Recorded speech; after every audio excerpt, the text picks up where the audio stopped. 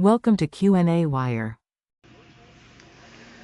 In this problem, we have a truck that's lifting this a boulder that's resting on a platform here. And so we have the configuration here. I'll try to sketch it a little bit better here. So we have this cable, and we have it coming up over another pulley. And so there's a pulley here that's then fixed to ground here. And so this is attached to the truck. So we have basically this mechanical advantage of wrapping this cable around this pulley, and then this is attached to the boulder, and this is obviously fixed.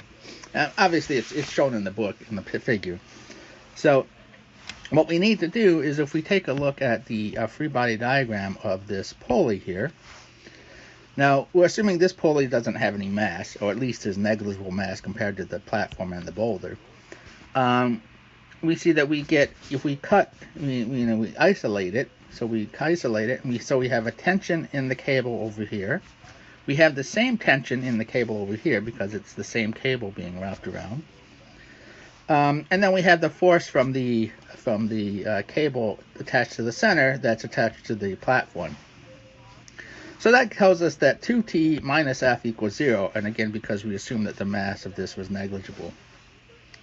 We also know just from kinematics that this is kind of like a wheel rolling, so at any instant this point is fixed. This point is accelerating with an amount of the same as the truck, which means that this point in the center is accelerating with half that amount.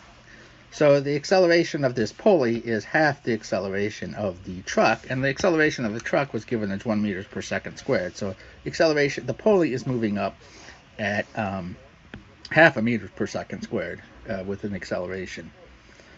And again, we assume the mass was 0, but so that doesn't come into account here, but it does come into account because the boulder is also moving up at that rate.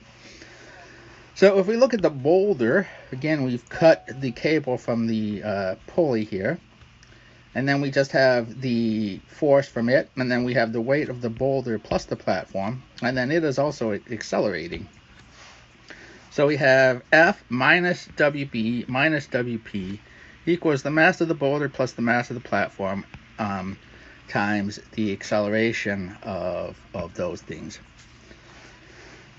Now, what we can do is, essentially what we do is just add this equation and this equation. So we add these two and F drops out. So we get rid of F, this internal load here in this portion of this cable attaching the pulley to the platform, and we get 2t equals the weight of the boulder plus the weight of the platform plus the mass of the platform of the boulder plus the mass of the platform times the acceleration of the platform.